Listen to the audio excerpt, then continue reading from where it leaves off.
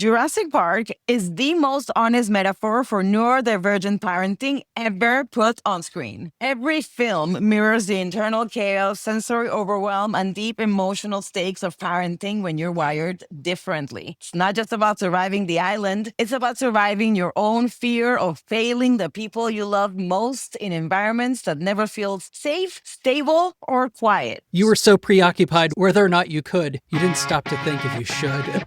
Hey!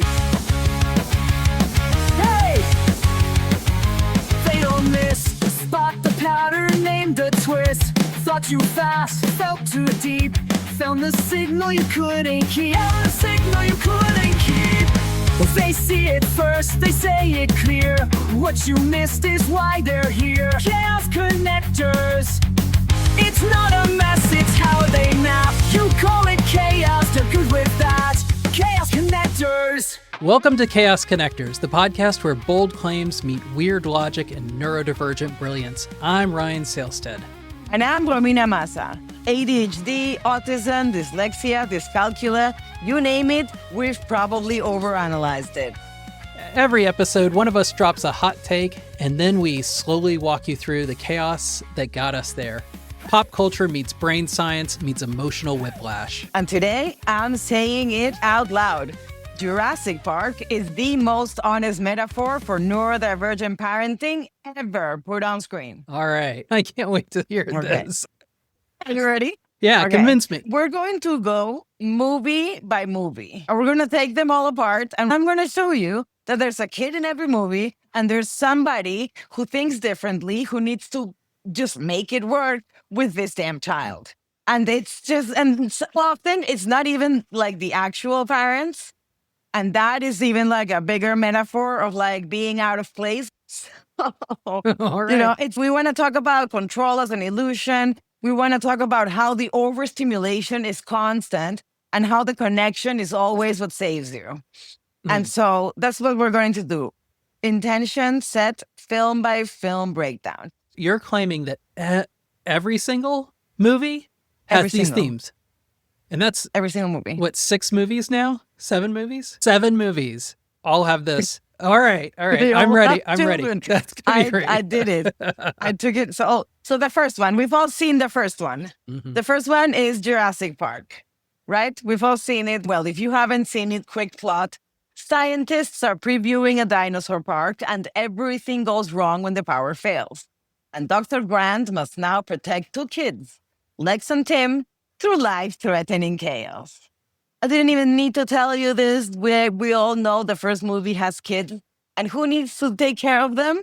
The scientist who hates children. Am I wrong? Side note, if you're a parent and you think it's too scary, just skip the first part with the raptor and then you watch it until it starts to rain and it's good. I did that for my kids. Oh my God, that's perfect. Because when it starts raining, that's tearing. You got to stop. You got to turn the, but everything else beyond that is like happy, which is kind of like parenting.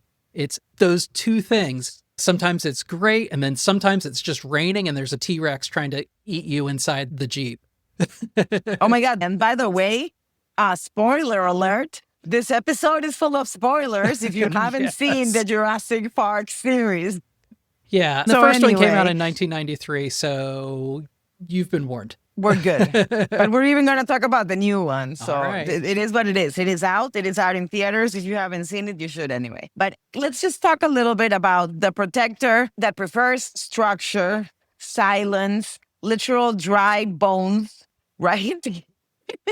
And now he needs to protect them from absolute disaster. We have the T-Rex attacking them. And his arc is so interesting because in the end, what happens? He warms up. He chooses connection over control, and he finds his heart in the middle of a meltdown. He does. But where is the neurodiversity? It's the anxiety he feels the entire movie about being emotionally unequipped. Mm. And the sensory overload that he's in constantly. And tell me that that's not like me as a parent. I'm an autistic mom, and I am constantly nervous about it. And I constantly feel like I'm unequipped to do a good job because I know that I have certain social deficits. And so I feel like there's no connection. It's the same. I feel the same mom guilt a normie mom feels. Right. There is zero connection between one thing or the other. But the feeling of being completely ill-equipped to do the job is constantly there. And that's Dr. Grant in the entire movie. Yeah. Yeah. And that distance that he has, it really takes the trauma to kind of push him forward into connecting with those kids. Then that's just movie one, right? But Yeah. like there is some serious trauma bonding happening here, Mm-hmm. right? But especially in this movie where you have little Tim, screaming, lost in the car, and you have the sister crying, he left go. This guy, the dry scientist who can't even speak to his crush, who's Laura Dern, he needs to take care of them half the movie. Right. Yeah. It's a lot of pressure. I get anxiety just thinking about the situation. Like imagine getting lost in Jurassic Park, but not just that, but with children. And not just that, with children that aren't even your children. And, he on his own is probably more equipped to handle Jurassic Park. He's like kind of almost that Indiana Jones type that he's got a tough exterior and he understands dinosaurs, but it's almost like he knows exactly what's going on, but he's got this thing that he can't control, which is the kids that he has to deal with. Say the kids weren't in the movie and he just was walking through Jurassic Park on his own, it would be a completely different story. But I think that's where you have the neurodivergent part, is where you, as a parent, you might feel equipped on your own. You've figured out ways to handle the world the way you handle it. But when you have a kid, it just adds on to it. And that's a thread you're going to see in all the movies. And I think that's one of the key metaphor for neurodivergent parenting. It is, as a neurodivergent person, the sense of solitude, the sense of isolation, of being alone, I think is a thread that continues, right? Feeling othered, feeling different, feeling like you don't fit in. And you're going to see that it is going to be like the theme of the lonely parent carrying the load the most is always going to be there also, right? Then let me, with that, take you right on to the second movie. Yes. So The Lost World, we have the theme of the distant father. Quick plot breakdown. The amazing Jeff Goldblum, his character, Ian Malcolm, is sent to document the wild dinos on Isla Sorna, and his daughter sneaks along. Mm-hmm. Corporate greed escalates, of course, into another crisis. Yeah, I remember Jeff Goldblum in this Right. one. Yeah.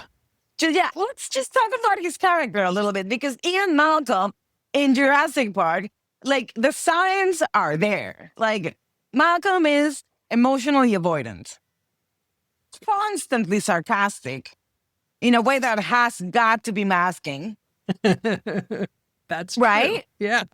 And he is so extremely oververbal in a way very much like me.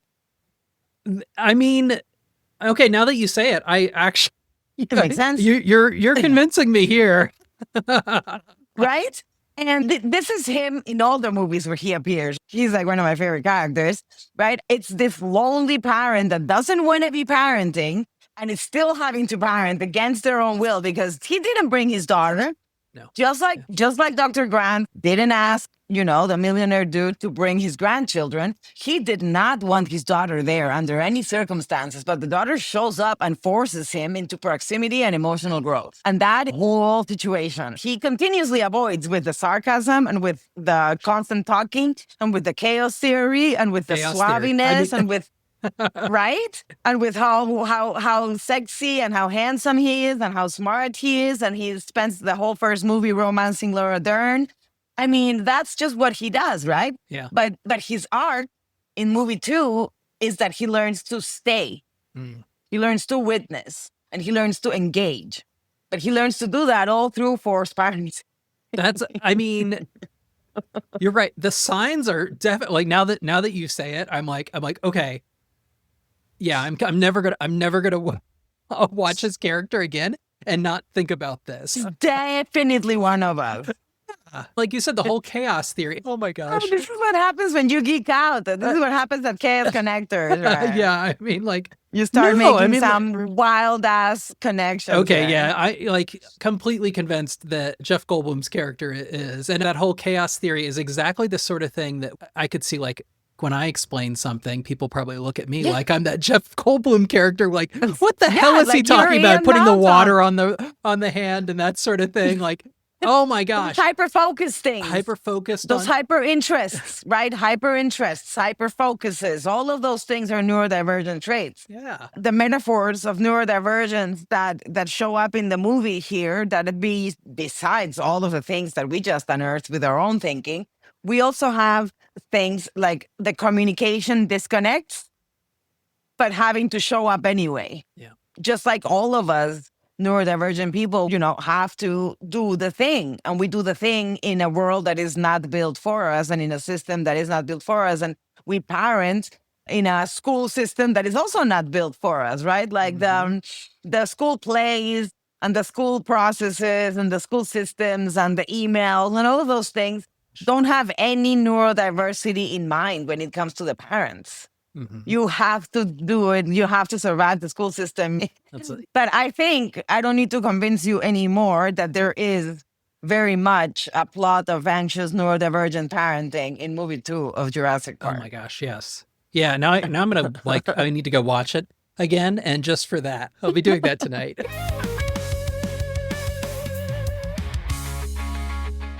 Do you remember the third movie and how it even begins? The beginning of the third movie is so iconic when there's this family on an island vacationing. That's right. And is it the little ones come out? They chase off a little dinosaur or something? The kids? The little dinosaur comes out and the little kid Yes. who's playing on the chases the little dinosaur.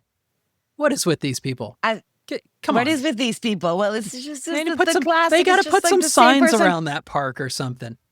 The quick plot of the movie 3, we got the improvising anchor again. We have a couple who tricks Dr. Grant into returning to the damn island to rescue their son.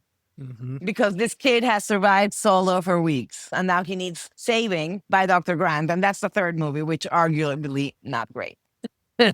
Right? Yeah. And Yeah.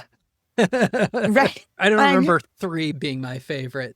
But the thing is that in this one, Dr. Grant is in the exact fucking situation that he was in the first movie, right? He's with a kid that is not his kid, lost in the same island, surrounded by raptors, and they have to survive. But what's the problem is that the kid betrays him by stealing the raptor eggs, which gets them in extra trouble. Is there a through line of kids doing dumb things in these movies? Yes. Is there? Yeah. But there is a through line of kids doing dumb shit in every Hollywood movie you've ever seen that includes children. Yeah, I mean, I guess the adults aren't doing great things either. So I think everybody's making bad choices in these movies, and they have to fix it. So Well, they are also constantly overstimulated and constantly put under pressure.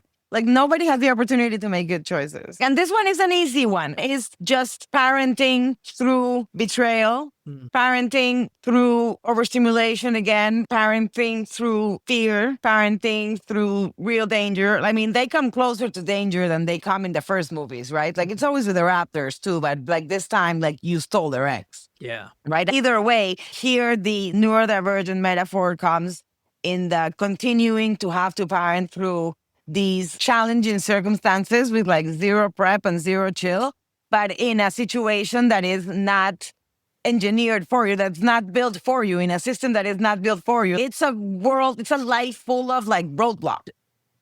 It's such a great kind of metaphor for what it is to be a parent, where a normal parent wouldn't see it as surrounded by raptors. They would just see it as a normal thing.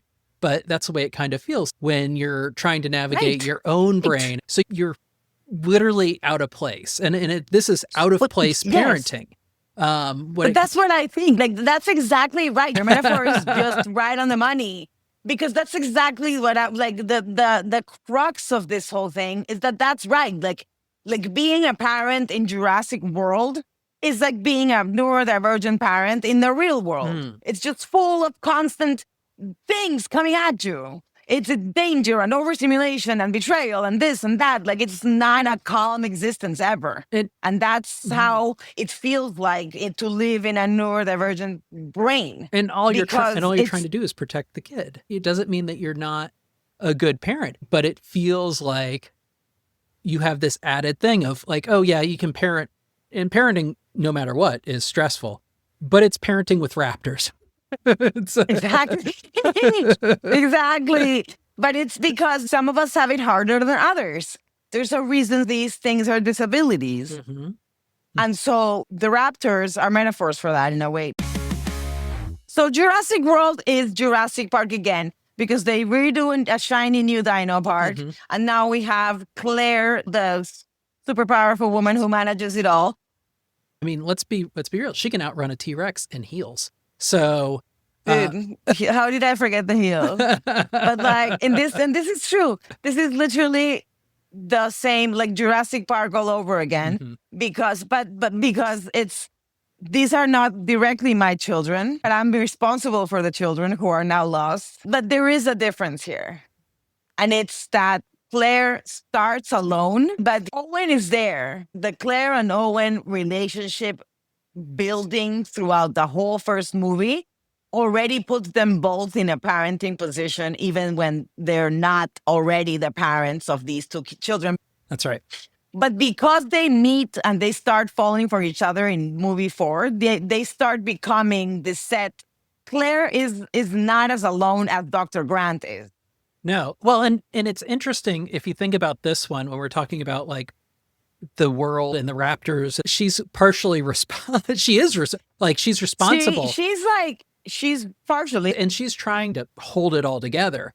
Like not only has she got the kids that she's in charge of, but she's in charge of She's in charge of the park. The park too. Again, it's the reluctant parent all over again, right? And it's her forgetting that the visit is coming because she was so busy with work. She has no time for them. She has not much interest in the visit. She thinks she's going to just let them roam free in the park. But then she ends up having to have a lot more connection than she bargained for, exactly like Dr. Grant does. Mm-hmm. Yeah. And she has to handle it all to unmask in the process. But I'm sure a very ADHD parent thing to do, to be like, oh, I double booked. So, and like I would bet that ADHD and ADHD parents all have a bunch of really independent and self-sufficient kids, which is a good thing. She figures it out, right? She's completely emotionally unavailable, completely just blank, just work. She doesn't show anything. And she's full out performance, right? She's like masking burnout, masking guilt, masking all of it because she doesn't see her sister. She's doing all of this. Right. And all of that comes down when she's forced to just connect with the nephews and get to safety. Mm-hmm. Yeah. Okay, now we get to the fallen kingdom. So they're not out here to rescue children. Yeah. For the first time, there is no child in danger in this movie. Think about it. There isn't like wild dinosaurs around. They're in the city rescuing dinosaurs. Right. But here they find out that the child in danger is actually trapped inside the mansion. And they discover this child. And they save it by getting it out. Again, almost as if they're extracting the child. But this child is not in dinosaur danger. This child is in human danger. Yeah. By the people that wanted to hurt her maker. Right. Right? Because she's like, without plotting too much of the movie, these guys are parenting something they don't even understand. Mm-hmm. They don't know what's going on. This kid comes out of nowhere and they don't even know how. I remember going from Jurassic World to Fallen Kingdom and being like, what is going on with Claire? Because Claire changes kind of completely between these two movies. And it's love, Ryan. It's love. I think I'm gonna disagree. I think it's guilt. I think she feels guilty about what she did.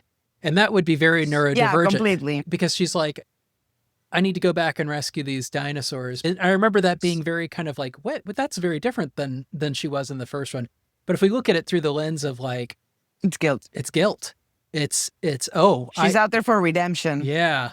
And an overactive sense of justice. Yeah, the overactive sense of justice. And then here come the Hollywood ending, right? Where her redemption doesn't come from saving dinosaurs as much as it comes from saving the child. Right. Yeah. Who saves her. Right. Because, dinosaurs, meh. But. Hey, because the dinosaurs always are like, Yeah. Like, and it's a whole thing because like the dinosaurs do kind of run free. Like Mhm. at the end of this movie, some of the dinosaurs legit just run around Right. and disappear. Like never to be seen again. Yep. And that's how we end up with Dominion, which is actually, mind you, is one of my favorite movies because it really is kind of like the remake of Jurassic Park, but cooler. And they bring all the old characters. Yes. That's the one that you just watched. I did That's watch so this good. one. Yes. This is And with that one- the evil Tim Yes. Cook. Evil This Tim is Cook. with the- If, with you, the- if you're catching up and you vaguely remember this is the one with evil Tim Cook. So like that dude, I don't know who got, but the casting director was just like, get me an evil Tim Cook. And they found the guy. Man, he is like It's so true. it is just, That is so true. it Oh is my that- God. That dude is just looks just anyway. Good job casting That's so director. Whoever true. did that, you found the right guy and he's great in that. So Oh my God. That is so funny. And I forgot, to give people in Dominion, just to give people a quick plot twist. As you remember, the dinosaurs were rescued. There was a child who was genetically modified. Now, in this movie, we have the dinosaurs are everywhere in the world. Claire and Owen have become full-time parents of this child in hiding who is genetically modified, who is named Maisie. And Claire and Owen are parenting her. Literally, these two find themselves, they meet, they fall in love, and then they're rescuing dinosaurs. And then suddenly it's like, hey, genetically modified teenager, here you go. And they have to just raise her. I mean, I always felt like I was a genetically modified teenager too. So I'm sure my parents felt like that. They were raising a genetically modified teenager that they didn't know what to do with. And there's a huge neurodivergency metaphor there, like, right, that we haven't even gone to. We're talking about anxious parenting. We're talking about parenting in adverse circumstances. But even Macy, the kid, is a metaphor for neurodivergence in her genetical modification, right? In her being others and completely different and wired differently and built differently than the rest, but still here with the rest of us asking to belong. And the parent figures in this not knowing what to do. And kind of understanding Yeah. that you have to look at the unique individuality of each person. Right. She's hiding. So I mean, you could use that as a metaphor for masking as well, like that. That is so true. So- Oh my God. And there is more. There is a seventh movie. And in the seventh movie, big which spoilers. All right, I'm ready. it's the most ridiculous one of them all because it has the most gratuitous children of them all. I haven't seen Like, it, so this You is haven't. It's so weird. It's so weird. I'm going to read you the plot. So this happens over a decade after Dominion. okay. Time has passed. And there's no more Claire. There's no Owen. There's nobody. They're all dead. It's been a while. I don't know if they're dead. I'm exaggerating. Well, but they're definitely not around. Yeah. Right? And the my title for this movie is The Post-Human Panic. Quick plot. Zora Bennett, Scarlett Johansson, leads a mission to extract dinosaur DNA for human health applications. A family joins her. Ruben, Wait. Isabella. Why? Okay. I mean, I'm not going to ask why. We've gone through. This is the seventh. That's there's the always most- there's always some reason that a family. But it's the most ridiculous one, and this is a really gratuitous one, and I'm not gonna get even half like political with the statements made in the movie, but just go watch the movie because it is just so weird that his family just out of like, it's like if you think about it, you're like these are like this world that we live in this movie. The dinosaurs all live like they have taken over the equator, but this is like maybe it's far longer than a decade. Like this is like global warming is taking into effect. The dinosaurs are dying everywhere because they can't survive and they can only survive near the equator. And like, so they're roaming free there. And like, the world is different now because global warming is kind of apocalyptic, the whole situation. Like, I don't they hate- really I don't- stretch I don't hate that, the actually. envelope. Like, it sounds kind of No, cool. it's awesome. It's awesome. Yeah. Okay. It's great. But out of nowhere, in a way so sideways that I'm trying to remember the exact plot and I can't, this family that has zero to do with the mission and that should not be there is allowed to come along to this same dangerous mission. Or like, and you're like, but these guys are like, I'm pretty sure they're mercenaries when they're not extracting dinosaur DNA. Like, these guys are not kidding around. Like, this is Scarlett Johansson is badass, and Mahershala Ali is another guy. He's badass. Yeah. I mean, there's just, it's just like, it doesn't make sense. But you have a parent who, for the first time, is the actual birth parent, desperately trying to keep his children alive in probably, arguably, the most dangerous of all of these situations. Yeah. Because, like, it's just terrible. It's just completely terrible. The situation. It's just so bad, right? So, like, you just have to, but again, you know, you have to guide what you can't control. Mm-hmm. You have to love what you don't fully understand. This happens because the daughter also brings along a boyfriend, and the father has to get around the boyfriend, but the boyfriend then ends up saving the daughter. And so again, the reluctant father has to choose connection to like get over it. And so the reluctant father, he's not reluctantly parenting his daughter, but is reluctantly parenting his daughter's boyfriend, and like, like, there's definitely so much masking, right? There is a theme about raising uniquely wired kids who lead when you can't, which is cool. I don't want to say too much. Okay. So there's a cool kid in the movie, and there's this cool term here that, you know, again, not too many spoilers, but just think of it. There's ethical overwhelm Okay. because of what they're doing and what is happening and the mission. And it's dino DNA can save cancer, can cure cancer. But there's a lot to unpack. And somehow they kept the children there. They did. You're They still did it. parenting surrounded by raptors. Thoroughly. Oh my God. And this time, just one more spoiler. Mhm. They had to make every movie, they make one biggest, baddest dinosaur, right? So this time they had to come up with the biggest, baddest dinosaur of them all. And trust me, it is the most ridiculous creature you've ever seen in your I heard it was life. it's a T-Rex with hands. Like It's got like 6 R's. They're Oh. really little. Oh, And it looks like an alien. It's got like a big bobblehead like this, and it's like a little mouth. It's really weird. And it doesn't look like a dinosaur at all. It looks a lot more like an alien. In my opinion, they went too far. yeah. It's not, it's a D-Rex, I think they call it, and it makes zero sense. Tangent, this is not going to make it probably. Oh I'm my sorry. gosh. But like, it is so freaking bad.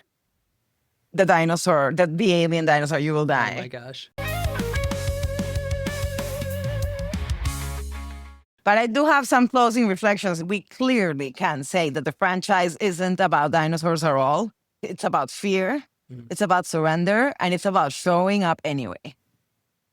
Nice. And I think Yeah. the showing up anyway is where the neurodivergent metaphor lies, because you show up anyway and you end up having to drop masks and you end up having to do the things that you're not comfortable and there's so much, but you show up anyway. And we do that every day just to exist. Yeah. When you proposed this, I was sort of like, I don't know how she's going to do this, but you've convinced me. I'm never going to watch any of the Jurassic Park movies quite the same way, especially the Jeff Goldblum character. That's the one that kind of blew my mind. And then yeah, and that's the metaphor, right? Neurodivergent parenting means living in a world that doesn't fit you and loving other people through their world. That's what happens in all these movies, and definitely happens to Ian Malcolm Yeah, amazing. Before we go, we want to hear from you. What did you think of today's episode? And if you caught the last one, here's what some of y'all had to say. Simon actually made a whole post about us, and she said, "This podcast is amazing. Give it a subscribe and tune in. Talking about finding your community, taking up space anyway, finding peace in multiple ways, and not apologizing for being yourself. This is a great reminder for us all to take up the space and to give others the space they need to grow. Just because the spotlight isn't on you doesn't mean it was taken away forever." You can find all the links, including where to listen and how to follow us, and how to send your thoughts in the episode description. Make sure you're subscribed on Spotify, Apple, or wherever you get your podcast. And if you like the episode, leave a review, share it with a friend. I'm Ryan Salestead, I'm Romina Massa. and this has been Chaos Connectors. Hey, We could have our Saturday morning cartoon. Oh my God. don't miss I love it. I love the fucking song. We're definitely keeping the song. It's so I had it stuck in my head. So it's I'm obsessed with it. It's I'm obsessed with it. hilarious. It's perfect. They see it first, they say it clear. What you missed is why they're here.